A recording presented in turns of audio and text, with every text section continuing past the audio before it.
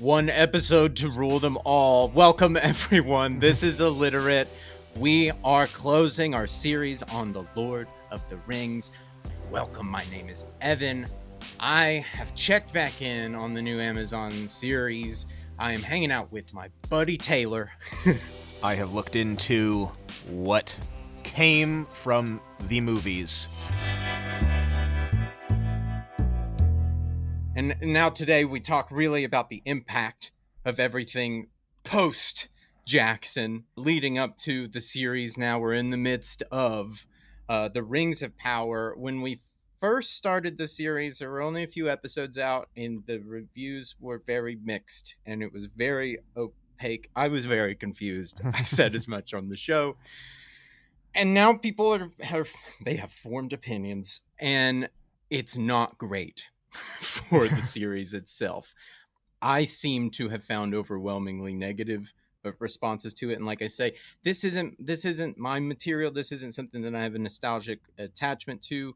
I look at it now and it's hard to watch the new series and think about the tactile nature of Fellowship of the Ring. People are Right. calling a lack of detail, and people are confused. People are also very ahead of the show. They seem to know exactly what basically is going to happen. We'll see. Maybe it'll totally change around, but people seem very set and sure that this show has played its cards. It's not really following the storytelling in the way that they would have expected. And it's I'm a bit sad to come back with that report.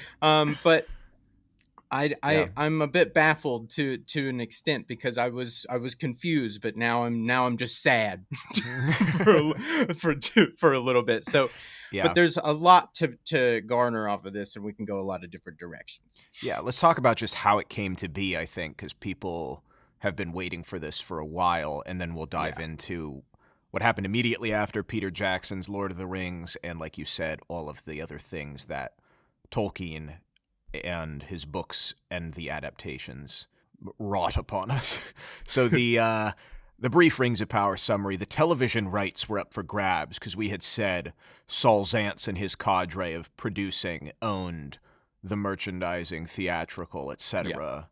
But nobody had any sense of the television stuff. So this is what was in the mix, and HBO had pitched all the streamers are trying to pitch this thing in the past couple of years, and their thing was trying to appeal to Christopher Tolkien, the son, and saying, hey, we'll do a Third Age TV show, which is what Peter Jackson's were and the books are in terms of the Lord of the Rings lore. So essentially remaking Peter Jackson's films as a television series on HBO. Lord. And obviously that did not go through. Netflix pitched a number of shows, more, it was reported, in the Marvel style. So one of Gandalf, one of Aragorn, like very expanded universe type stuff, which horrified them, the estate. So they didn't really understand it. So what ended up happening is Amazon got it through these two guys, Patrick McKay and J.D. Payne, who have experience writing together for 20 years. But if you look at their credits, it's unproduced or uncredited writing on projects. They worked with Bad Robot and J.J. Abrams, who sweetened the pot in terms of getting them to be approved by Simon Tolkien, who is the grandson who becomes the consultant for the estate, because Christopher died in 2020 at the age of 95. Lord. It passed along. So it was a shock to people, and then that was some of the news, was trouble in paradise in the sense of, who are these people, changing of the guard, what is this actually going to be? They're pitching the Second Age, and so that was also news of like, well, they don't have the rights to the other one. It was like, no, that's what got everybody excited, right? And what they thought they could have the most story for. So they pitched and have apparently it figured out. It's a 5-season commitment, which I thought you would like, planning the final shot while working on the first. Like, they allegedly have it all, obviously things change with it, but this is how the contract was signed. And $250 million reported for the rights. Wow. It will be the most expensive show ever made. Oh my God. Wow. So that's the long and short of it. Well, it's hard to look at the images from this thing and compare it really to what you see in the Jackson material. Uh-huh. I'm a bit baffled when you have to say sentences like it's the most expensive show ever made, but it has effects that look like, basically a run of the mill Disney Plus show that premieres every week. Yeah. It's confusing. And the task here, if you're going to do the most expensive show ever made to set up one of the most beloved pieces of media ever made, the Jackson trilogy, the call there is to find the talent that Yeah. can shoulder that responsibility. And it feels like, from what you're describing, that it was sheer corporate necessity, really, that boiled to the top of what we got, instead of anybody at any point really understanding the call, which is we have to find a talent that's worthy of what we are about to put them on, worthy of what we're about to put on their shoulders. And when you Yeah. look at what they pulled back, they just didn't find it.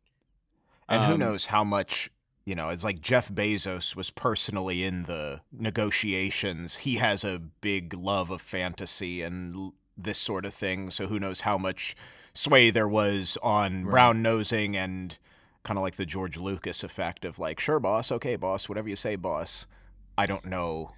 It's Also, not to say, and that's yeah. nothing necessarily against Patrick McKay or John Payne. You're, It's yeah. that at some level, somebody needed to take control of the ship and be the person. This is the person that is we're going to put next to Peter Jackson's name.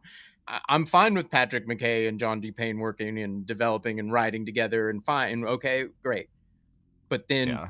there needed to be a directing team put together and helmed by somebody that, and that, I Yeah. don't know. It's kind of fascinating. It is. Yeah. The one thing that I was fascinated by too with all the hustle and scuttlebutt, which is ludicrous, but it got all the news, was the could be minority of people, but the internet just accentuates that, is these ideas of racism and then going back and looking and like, was Tolkien racist, and having black actors in Lord of the Rings, and it's based on British mythology, and a lot of this junk was coming up. I saw a lot of, well, why are there so many women? Well, yeah, yeah. Like I don't, all right. Yeah. Next. Well, and it's But, funny because it was interesting to look back, and there were homophobic complaints of Ian McKellen being cast as Gandalf when Good it God. came out. It's like it never ends. Lord. Yeah. And this is the current trend of people saying, "Oh, this." It's like you didn't care about the Little Mermaid until you were able to express your racist views in a public forum without recourse. Good Lord. So I looked into Tolkien, and I saved it for this because I knew it was going to be a part of what people were talking about with the Rings Yeah. of Power, and what was his situation, and was he putting stuff like that in the books and we didn't talk about it? Yeah. And from what I could find, so obviously, as we say with any human life, it's complicated. He definitely denounced racism and anti-Semitism to his detriment. He did not have a German translation of The Hobbit because he refused to declare Aryan origins for himself. And so Interesting. it was not, you know what I mean? It was like a Yeah. definitive, Yeah. I am losing something here for something simple that could be not for its time perceived. He hated the Nazis. He spoke out against apartheid in South Africa. If you remember, he was born there and lived there for a little bit as a kid. Okay. The other side of things is also he's a man of his time, and perhaps, and there's whole college courses on this, there are racial prejudices in the allegories of Middle-earth, different races being more than or less than or unable to mix or able to mix or, this sorts of stuff in the genealogies. But you can also look at the other side and say, well, the values that he's espousing are explicit: friendship, courage, altruism coming together against this very strong moral stance. As we said, his relationship to World War I and World War II. And you'd have to really, you'd have to dig into the text for real with that mission of looking like, well, is this representation of the world that he sees around him without condoning or endorsing it? I don't know that, but you'd have to go with that question. Somebody surely doesn't. That's fascinating. And there's, like I said, there's textbooks on it. Yeah, yeah, But it is something that has come up to the fore because the yeah. modern internet trolls have wormed their way in and are making a whole bunch of noise around this show as if Like an they, internet echo chamber. yeah. So that was interesting to look at and be like, he was vocally opposed to it. Perhaps in his works, there's more, but also he was writing in the 1930s, 40s, 50s. He This is wasn't so he wasn't the hyper progressive right. on the soapbox, but the hippies loved him, which he hated. So that's also kind of Right. interesting too. It's fascinating too on that idea of an echo chamber because then you start seeing like them grab for things all over the place, and that's where I laugh at this idea of being frustrated that like a woman has been switched in for a certain role of power or something. Because it's like when I watch it, I'm frustrated by like the filmmaking decisions, like why you are cutting to this insert of a character doing Right. like stealing something because and you're thinking that showing me that they're like intelligent when now I'm thinking that they're like a douche or so Yeah. like I think I'm getting the wrong thing from the scene that you're putting out, and you're building a different type of character than actually the one I'm impacted with, whereas I don't have I don't, from where I'm coming from, I don't know if the character should have been a lady or a guy or what the base text is, blah blah blah blah blah. I don't know, but that's the internet. The idea that this echo chamber can represent a whole lot of nothing really. Yeah. There's a lot of diverse nonsense coming from probably not that many different sources. Yeah. It's the Fandom is fandom side bizarre. thing. Yeah. Yeah. Which Yeah. I think is Yeah. I never thought yeah. about this as a fan. It's so we think about the Marvel fandom and that kind of thing, but like the Lord of the Rings fandom, and I was like thinking, well, maybe they're a quiet bunch with like the first like 2 episodes when they were out, and I was looking at the first couple episodes, and now I'm looking at them going like, what sleeping monster have I Yeah. trespassed on? Well, I saw just some pop culture stuff in the '60s stuff to lay on what we glanced over in the first episode. The slogan "Frodo lives" was huge in the '60s. There was graffiti, bumper stickers, buttons. It was referenced in the news. It was like God. this whole hippie movement that got merchandised and put out into the world. Oh my And gosh. yeah, I was looking, and in modern times, in terms of the fandom, it's in the top 5 for the biggest properties on fan fiction, on the biggest fan fiction sites, fanfiction.net and Archive of Our Really? Own, Oh my which gosh. speaks to how it's still, and we talked about with our, I don't know what episode, maybe Kissing Booth or something with our fan, fan fiction is usually Yes. sexual. I don't think much of it is with this. I think it's what he was interested in, expanding the lore, adding to the story, adding to the lineages of the characters and Right. When whatnot. somebody builds such a cool sandbox that you're like, well, can I just build my castle in the corner away from, Right, yeah. like Star Wars, Yeah, it also kind of ruined what he wanted with the books. Like we said, I guess it makes sense why he was so opposed to it. He's called what sprang up in the late 60s my deplorable cultus. Oh, And no. then I looked Oh, into it and remember when no. he moved to the seaside, that was also part of that, where there were too many people haranguing him that he had to move. It wasn't just for his wife to host parties in his retirement. He I don't changed know. his phone number. It was like a The more whole I think about that Tolkien movie, the more I like wish it was a completely different movie, not a romance movie about getting his wife to yeah. marry him and a ring and all these allusions to Lord of the Rings. But like, I wish it was this portrait of this like man, like moving from like a left stance to like art and thought, and then like slowly as like time shifts around him, finding himself on the other side of the fence. That'd be a beautiful movie in my mind, but I don't know. Yeah. That's what the more I have thought about it over the last 3 weeks, the more I'm just like, man, I would have loved to see that movie of this guy, like the ground shifting beneath his feet and not recognizing his fan base or how time is really moving around him. It's kind of hilarious and beautiful all at the same time. I don't know. Well, it's perfect. And his sadness is not without merit in the sense of the literary study didn't take hold until the 80s because it was some hippie nonsense. This is amazing. I'm just like, it makes sense. Thinking about this. Yeah. And I left out some stuff of the quote that I said about him wanting it to be linked to a majestic whole and leaving scope for other minds and hands and all that. Mm-hmm. I found the full letter that he sent to his friend, and he put at the beginning, "Do not laugh, but once upon a time, my crest has long since fallen. I had a mind to make blah, blah, blah." So he was already cynical about that it could be anything. And then at the end, I forgot one word where he says, "Leaving scope for other minds and hands wielding paint and music and drama. Absurd." That's how he ended it. That really... So I lied in terms of that quote being where he was like, "Oh, I want this." He was like, "This will never happen. This is stupid. And I'm an idiot for thinking it could work." That's hilarious. Yeah. Absurd. So just to lay on that he had no faith in this becoming more than what he had put out there. But I thought it was cool that people had taken it seriously. There's a whole thing called Tolkienology, which is the study of his works and the appendices and everything as real ancient history, as if they're doing in-universe research. So a few of the subjects that you could follow, linguistics and the writing systems, obviously, my gosh, building upon that and learning it. The genealogies of everything, again, treating it as if, okay, well, this is a real world. How did the lineage of kings and the races and all of that go through? Religion and morality. Go ahead. Sorry. Gosh. I was going to ask if, my next thought was then does cartography code, like topographical, like... Oh, yes.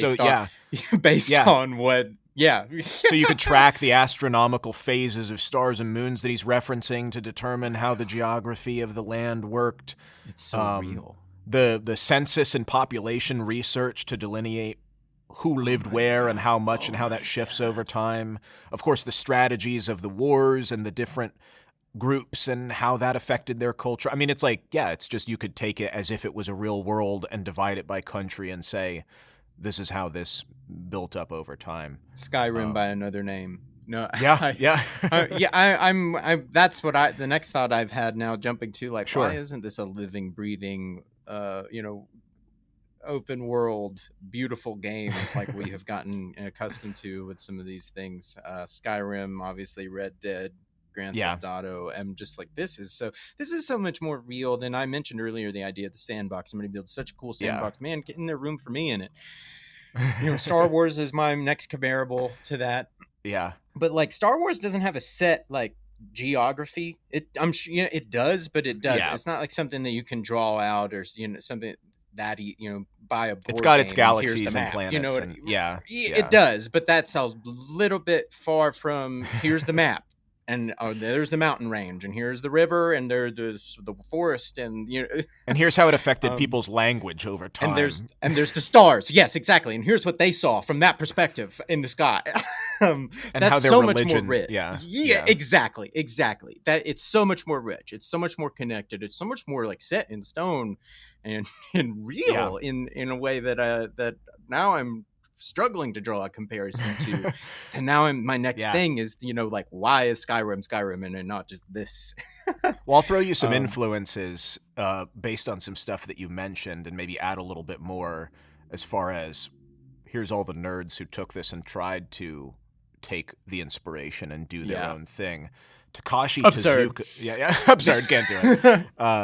Takashi Tezuka was the scriptwriter for the first two Legend of Zelda games.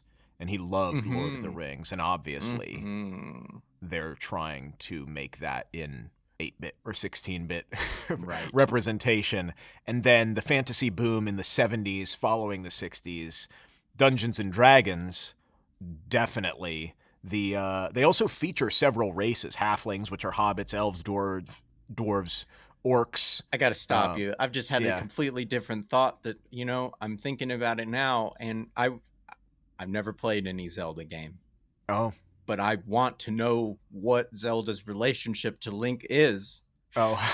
And I think a Yeah. movie would really answer that. I would go see that movie. I'm just saying It from a depends on general... it depends on the game. They change the lore every single This is what I'm time. saying, though. With the movie, you get the chance to rewrite it for a new audience. And if that is... I would go see... You know what I mean? I would go see that. But I digress back to all of the other properties that this thing has inspired, which is just vast. Sure, yeah. Just to tie the loose end of the Dungeons and Dragons side of things, they have all these creatures named. The lead designer said that he was not drawing inspiration. He just included them because it was popular and it was sort of a marketing thing to draw people to it. Oh, we've got elves and dwarves and orcs and that sort of thing. And of course, like you said, Elder Scrolls, Warcraft, Dragon Quest inspires all these video games. Lord. And the word orc, because that's in Dungeons and Dragons, is pretty much a Tolkien, or is pretty much a Tolkienism. Well, in a way, it existed, but it was only used once in plural in the Beowulf Old English version. But it's most commonly translated as evil spirits. Okay. So he really brought the word orc to the fore of, this is this gruesome creature. Ogreish. More ogreish. Yeah, ogre had been around, but he is the one, if you know the word orc, it's because of him, or if it's used in any sort of fantasy context different from an ogre, that's his jam. And so people have taken and stolen that and added to it. One of the things, because you had mentioned, Star Wars and the map and all of that, I found a odd influence from the earlier drafts of Star Wars. Dialogue between Obi-Wan and Luke is plagiarized from Gandalf and Bilbo in Chapter 1 of The Hobbit. No. It's the moment, Gandalf says, "Good morning," and Bilbo asks, "Are you having one? Are you wishing one? Or that all mornings are good?" And Gandalf says all of them at once. That is in the script. And oh my God. It's dropped by the fourth draft because in 77, people know this. You can't put one-to-one the mage wise person meeting. But the monk life. I mean, Gandalf is Kenobi and sacrifices himself to the Balrog. He does it to Darth Vader, sacrifices himself, disappears, comes back in a astral-esque form later on. All the more reason why you shouldn't put his words in his mouth. Yeah, one for one. And then it's so obvious, and I think maybe we've said this, God knows where, but R2-D2 and C-3PO carrying the data tapes is the One Ring and the Fellowship surrounding them to protect them. Mordor being the Death Star, the stormtroopers are orcs, as we said. The Cantina is the prancing pony, and Han Solo is Strider, this rebel outside of the system trying to protect them, going along in the Fellowship, and he has a greater destiny. It's all there, just not the plagiarized dialogue from the first chapter. Oh, wow. Yeah. Lord have mercy, George. That's hilarious. It's cool to know. Yeah. Well, I mean, and it also, again, like a lot of what we do over the show is demystify these things. Like people made them, look at that. Star Wars is really somebody really loved Lord of the Rings and Flash Gordon movies. Yeah. And so, and like, Sam, it's no question. And Kurosawa stuff. That's a gross, like, boy, of course, a lot of influences, but like, people made these things. They are directly influenced. They are paying direct homage. Sometimes this is overt and on the table. In instances like that, it's like hilarious. Yeah. But that's really the work of this show, is like as solidified as Lord of the Rings and Star Wars feel like institutions to us. We just articulated and how fragile and man-made they are. Well, going off of that, I'm glad you brought that side of it up. We're taking a step back in time, and then we'll get to the films in thereafter and changing. But I wanted to draw our attention to, if you go to the links in the show notes, some photos, because the adaptation aspect of it really does open itself to interpretation. Of course, Tolkien didn't like any of them. They were made nonetheless. We mentioned the animated stuff, but I want... Evan's going to look at these pictures. There's a bluish one, if you see that. Yes. That was from the 1946 German edition of The Hobbit. It ended up being translated. I after see. all. Okay. And this is from the illustrations that they got. Tolkien hated because they're too Disney-fied. But Very you really Disney, could. very German. You really, yeah, exactly. But you really could interpret Gandalf and the Hobbits as such. And then that Yes. would completely color your perception when you're reading this. It is a Right. children's book as well, but Right. that's how that perception goes. I just like to see, like, oh, yeah, then if you made a movie like that, it's not too far off. It's just not how you might have read the books your way. Right. Right. Or Yeah, I look at it accentuated now and I elements. Yeah. go, there's the character. I get it. The castle, the mountains, the topography. I get it. Yeah. I got it. Cool. It's not the gritty golds and greens and browns and beautiful land. It's not all that, but it is the character nonetheless. It's both of the characters nonetheless. There's a hobbit there. I see it. This is fascinating. This is, and again, I'm glad that there was more to go off of from our first episode when going into the animation stuff, because this, looking at different iterations of this thing is so important to help us remember how man-made these things are. Exactly. And different interpretations of these things are Yeah. so important for us to remember. And especially if they're going to continue making them. And then the second one is my favorite one, so I suggest everybody click on this. Oh, It's the yes, black and white please. photo. So this is the 1962 Swedish version, and this is the artist's rendering of Gollum. And they are not wrong, because Gollum is not specified. Tolkien does not say how large he is. And so this is a completely legitimate but vastly different interpretation of what Gollum would be in relation to Bilbo. And it's wonderful because it's like you could totally see this. And it's horrifying to think of a giant version of Gollum with this all masked face in a way, and still the huge eyes. I mean, it's all there what is in the text, but we could have had this, and we're approaching scary stories in the dark. With this type of interpretation to a degree. This is beautiful, and again, so, like you're saying, so incredibly different from the German version, the blue version. And then later on, of course, Gollum, he specifies what the size is. But if you just read The Hobbit, this could be how you visualized it, and you're not wrong. So I just wanted to bring that up as far as, well, here's how all these things shake out and what the influences are. Could have been something like these two things. and that's, when we come off of, where they have a new show that's supposed to be parallel continuity.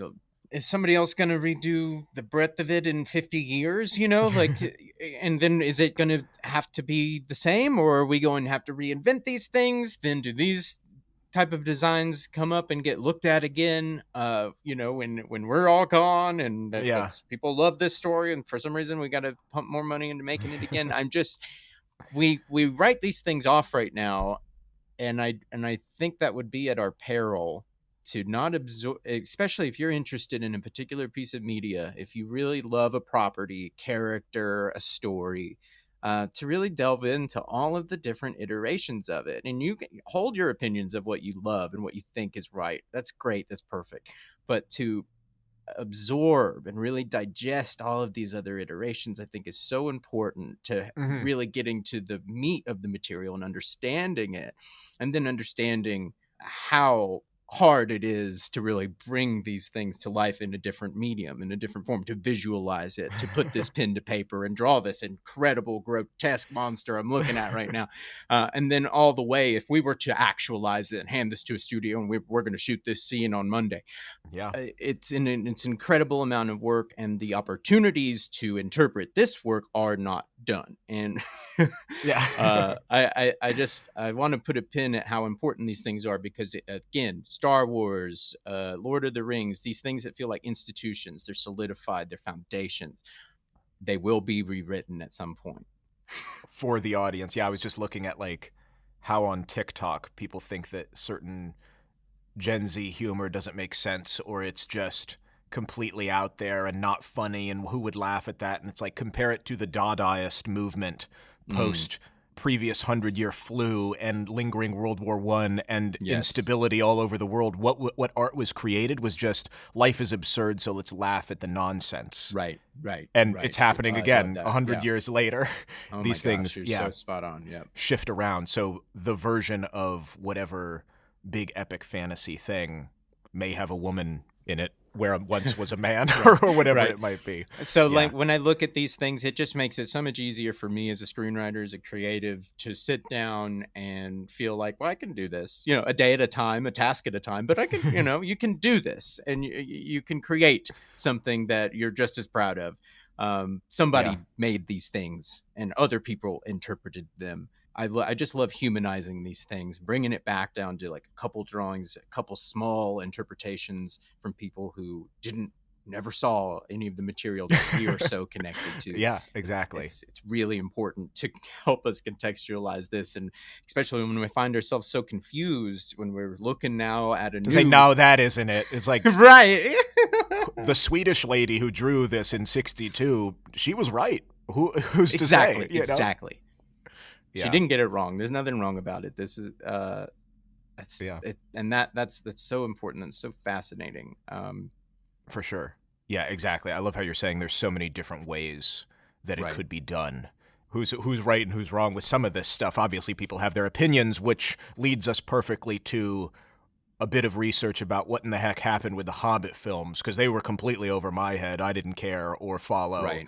But they're some of the highest grossing things of all time, but also people despised them at the same very divisive for their time, and made by the same people, made by most of the same person, so it's fascinating the response it gets, and that's where I get where we stakehold these things of like, this is what it is, but so I had to look into more to it than that, because of what the Rings of Power and the fandom backlash and what is it in line with it? Is it a part of what Peter Jackson did? I didn't understand. I was not following when the Hobbit films all came out, what they were supposed to be. So real quickly, the timeline, because originally he was going to do one Hobbit film and 2 Lord of the Rings, and then they just did all 3 Lord of the Rings. So the Hobbit was always on deck with New Line.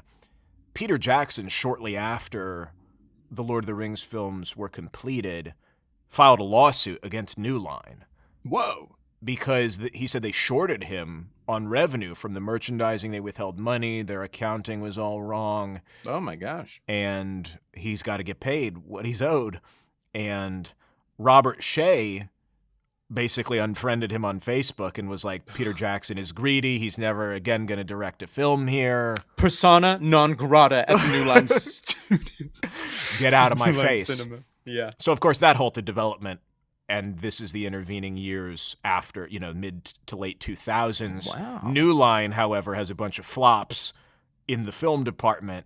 Yeah, that's actually when I would say that's, early 2000s, they really start a huge decline to the point where I don't think they might exist in some small fashion, but from what I understood, New Line Cinema, as I knew it, as the bread and butter of the 80s and 90s horror backbone, closed down at the back end of the 2000s, before even the 2010s. So, that this would be kind of the nail in the coffin. Now that I'm putting that timeline together, it feels like the Hobbit films get right up on their feet the moment those... So Bob Shea has a blissful change of heart. He admires Peter, wants him to be involved in any creative capacity in the Hobbit. Peter, baby! Exactly. New Line Hollywood. also got fined $125,000 for failing to provide proper accounting documents. This whole lawsuit got resolved. Oh my God! They had I don't know exactly what they paid. Biggest movies in the world. What? Okay, I think so. Peter got what he. I want a documentary series about this, because this is a film a famous film distributor who has the best movies ever made. And then gets itself into a whole heap of trouble, and then alienates its star talent who made the best movies ever made. Yeah. And then the company falters and closes. He has to turn around to that star talent he alienated and go, Peter, baby. Oh my Yeah. God. I had no idea. This is incredible. So then Peter Jackson's like, I'll help produce. I'll be on the creative side. I'm not going to direct. I'm not going to compete with my own stuff. Probably also he's like, I'm over this in a way. I also looked into, on the other side of things, who else is involved. The Tolkien Estate also filed suit around this time for fraud and proper compensation. Profits for them were withheld. Was good. Just do and it. this was This settled, is crazy. out of court. I'm like, what happened? I'm serious. I'm like, now I'm like, I would love to get to the bottom of just like what happened at New Line Cinema and why they just kept a bunch of money that wasn't theirs. Right. They just had the most successful movies of all time and just tried to keep money. That sounds insane. It sounds insane. Well, and like, you're going to get away with it? No, you have what? There's more. I'm just saying all this because there's more to this story, and this is interesting, and I'm going to do my own. I'm interested. Yeah. that's the Cliff's Notes version, but they're back on in 2008 starting pre-production. They get Guillermo del Toro hired as the director, and the whole separate documentary that should be put together with all of this is he had said he didn't get The Lord of the Rings a couple years before. It wasn't his thing. He wasn't. So then, but he's the guy to do it. And so he's trying to slowly shift out of what Peter Jackson had created and turn it into his version of what he envisions this world being. But maybe it's okay because The Hobbit is a different story, as Tolkien himself says. Back at the beginning of the episode where I said that the call to action for the new series was you have to find a talent that can shoulder the weight of the Jackson material. This is what I'm talking about, is that Del Toro is the type of person that could have shouldered it. So imagine if we just replaced with the context you just said about the late 2000s, and we just slapped it over what happened the last few years here with Amazon. Now we're talking about something that has some viability. Unfortunately, a name like that never materializes. Anyway, back to... Because there was tons of issues. There was huge mergings and co-productions, and MGM didn't have the financing, and it just got delayed for years. So then Del Toro leaves because he said, I can't deal with this. I got other stuff. I got to make movies, y'all. And this isn't working. So Jackson swoops in. I'm not sure exactly either who got who on board, but I think maybe he's just a nice person. I don't know. It's like he said it's like we can't wind the clock back a year and a half and piece it all together with what he was doing. Del Toro had put together slapdash, storyboards, what sets, things. So he's like, we're just shooting. We're winging it. I'll post a link to a video of some behind the scenes where he's just like, no prep, no storyboards, unfinished scripts. Just every day we're like, what are we going to shoot today to make this work? I wish there were SNL skits of the two of them just trying to get through it.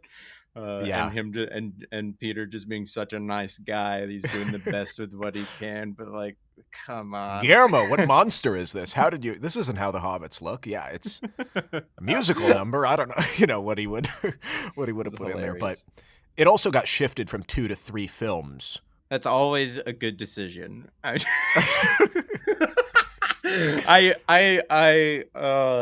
don't understand. But this is after the fact. So what was funny, they did the same thing with Lord of the Rings, where it was filmed for 2 years, 266 days of filming, and then they said, there's a third film here. They just cut it into 3 movies. There was 10 weeks in 2013 for additional filming for the third film. Okay. So, because The Hobbit is called There and Back Again, so they did the There, and then they did the Back Again, and then they did a third film. And that's the story of The Hobbit, is why people are like, this is a disaster, cobbled together, confusing corporate thing. And it was. Oh, wow. Wow. So I didn't know any of that. I was glad to know that it was like, Peter Jackson didn't just fumble the ball. No. He was doing damage control. He was basically doing a favor. Yeah. Doing damage control. It's basically his legacy on the line to a certain extent. And like, watch the whole company go down the drain. So, and they were about to go out and, your name's on, again, like I said, his name's on it regardless. So it feels like he just got caught doing a favor, which is hilarious, but it also makes his entire thing make way more sense. And it makes like, I will say, Yeah. Didn't Andy Serkis like have a huge like part to do with like getting it all done? I think so. Yeah. Yeah. He came in to direct like huge, massive swaths of like second unit, Yeah. which all that makes so much more sense now, and the off kiltered response to it all makes so much sense now because audiences at the end of the day aren't dumb. Like they like we see it like it. They're right, and everybody was right. The problem is they don't have the perception or the knowledge to know exactly why it ended up in the state that it was, and that's all very unfortunate when you just have to release a movie anyway. And it's business, and we paid so much for this. Yeah, exactly. Yeah. And the more there is, I think the more those three movies stand out, and we have to appreciate them for what they are. Yeah. Because these things are not easy, and at the same time, accept that these things are going to be rewritten and remade, and it's happened really quickly in succession. It happened again now. It's going to happen again, and so at some level, we have to look at them and appreciate at least the attempt, try to find some sort of the good in it. Right. You are at some level, if you really love this material, and I'm talking about loving the material beyond the Jackson films. If you love these novels, Yeah. if you really love these stories, this real material, I think it's just at the base level. You should be happy and interested to see what is going to be made of it.